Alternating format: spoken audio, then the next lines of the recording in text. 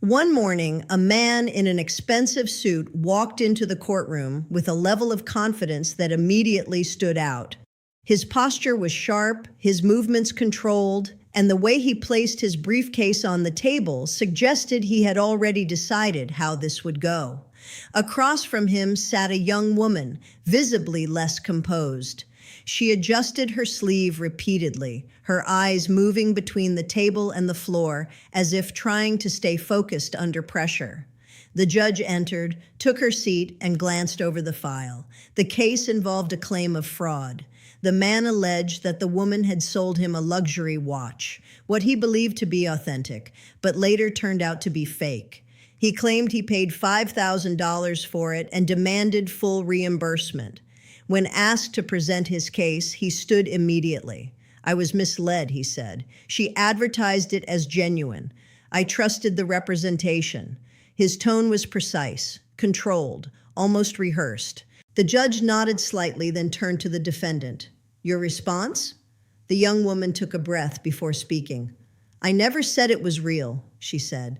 Her voice was quieter, but steady.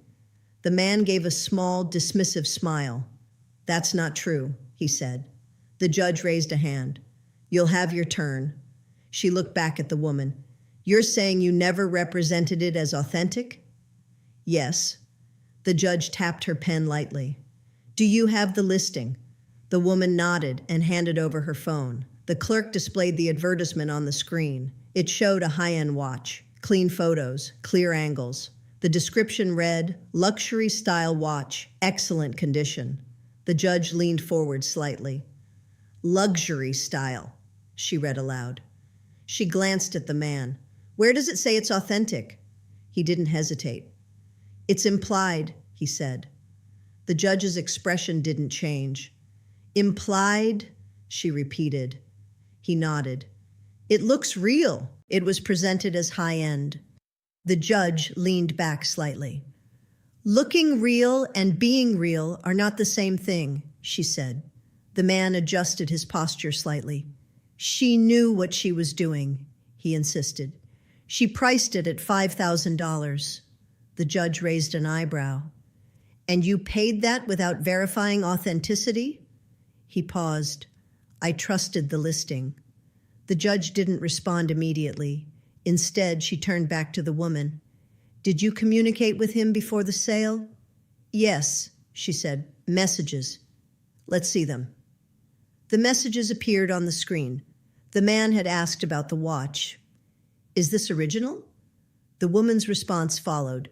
"I'm not a dealer. Selling as is." Another message.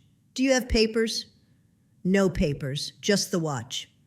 The judge read them carefully. Then she looked at the man. "You asked about authenticity." "Yes," and she did not confirm it. "She avoided it," he said quickly.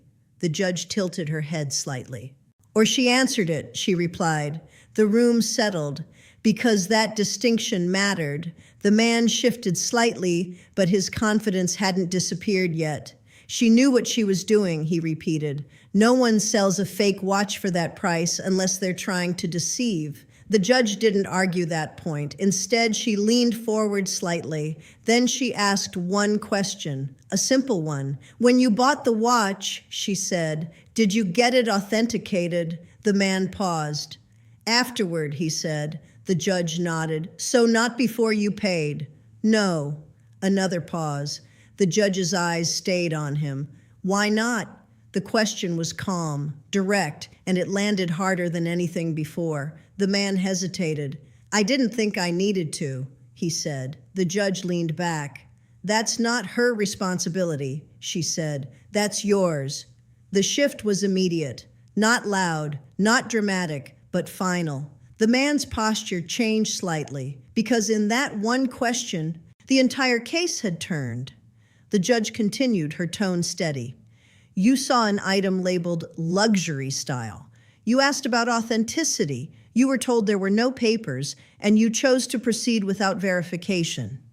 The man opened his mouth, but stopped, because there wasn't a way to argue against his own decision. The judge turned slightly toward the woman. You made no explicit claim that this was genuine, she said. The woman nodded. No.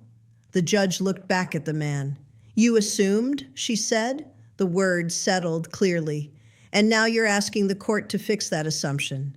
The man stood still. The confidence he walked in with had faded, not dramatically, but enough to be undeniable. The judge placed her pen down.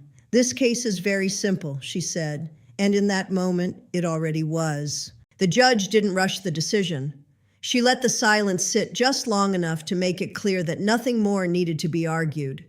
Then she leaned forward slightly, her focus still on the man. You're an adult, she said. You made a purchase. Her tone wasn't harsh. It didn't need to be.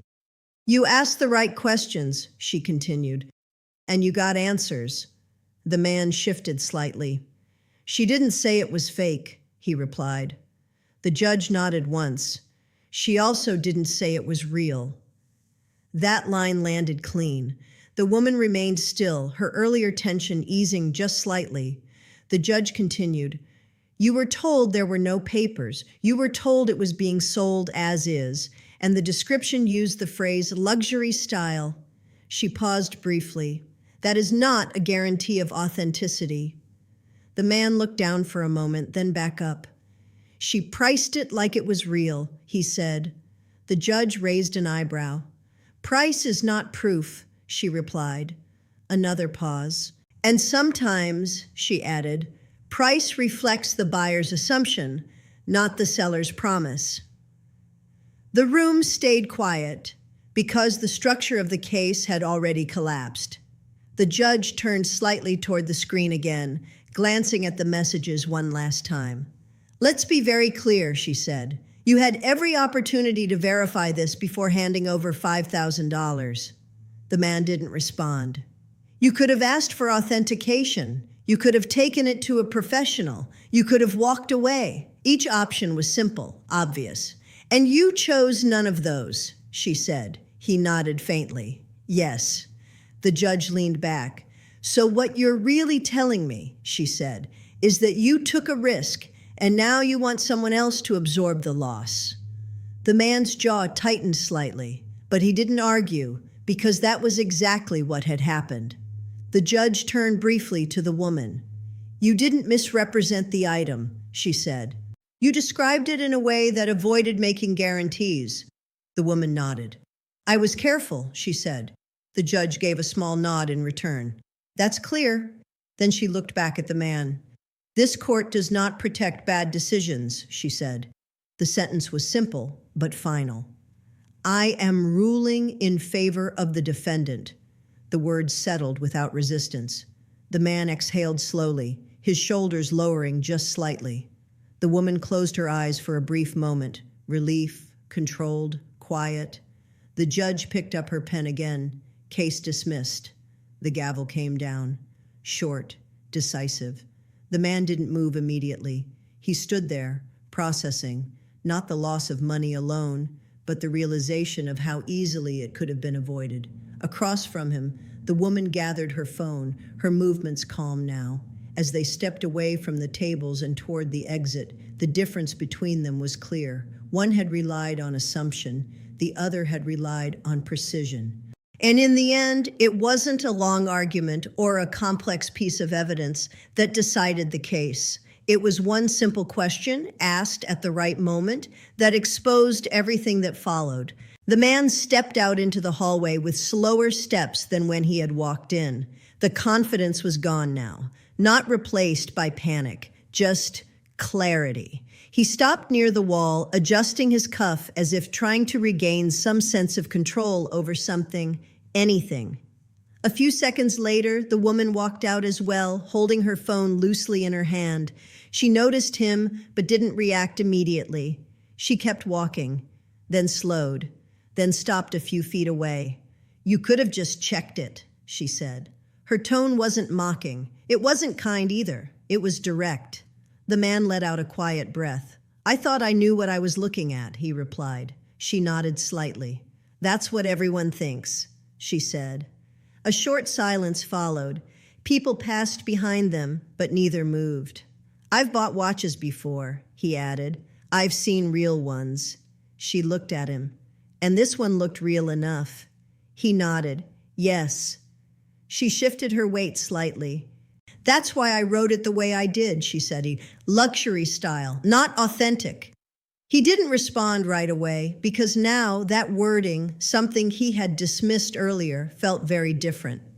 You were careful, he said. I had to be, she replied. Another pause. The man looked down briefly, then back at her. You knew someone might assume, he said. She didn't deny it. I knew someone might not check, she answered. The honesty in that line changed the tone again. Not deceptive, not defensive, just real. He gave a small, almost resigned nod. That someone was me. She didn't respond because there was nothing to correct in that. I should have had it checked, he said. Yes, she replied. Simple. No lecture, no added weight, just agreement. He ran a hand over the back of his neck. 5,000, he muttered, more to himself than to her. She watched him for a moment. Expensive lesson, she said. He gave a faint, humorless smile. Very. Another brief silence, then she adjusted her grip on her phone. Next time, she said, don't trust how something looks. He nodded. I won't. She held his gaze for a second longer, then turned and walked down the hallway. He didn't follow, didn't call out, because there wasn't anything left to say. The case had already stripped everything down to its simplest form. Not fraud, not deception, just assumption, and the cost that came with it. He stood there for a moment longer, then reached into his pocket and pulled out his keys. This time, his movements were slower, more deliberate, as if he was paying attention in a way he hadn't before. Then he walked out of the courthouse and into the street. Inside, the judge had already started the next case. Another claim, another version of events, another moment waiting for the right question to cut through everything. Because sometimes it doesn't take a long argument or complicated evidence to break a story apart. Sometimes all it takes is one simple question and the willingness to answer it honestly. He paused just outside the courthouse steps, the noise of the street settling around him, cars passing, voices overlapping, life moving forward without any awareness of what had just happened inside. He stood there, keys still in his hand, but not moving. Then slowly, he looked down at his wrist, the watch. Still there, still polished, still convincing. At a glance, nothing about it had changed, but now everything about it felt different. He turned his wrist slightly, watching how the light reflected off it. Before, that shine had meant value. Now it meant assumption. He let out a quiet breath.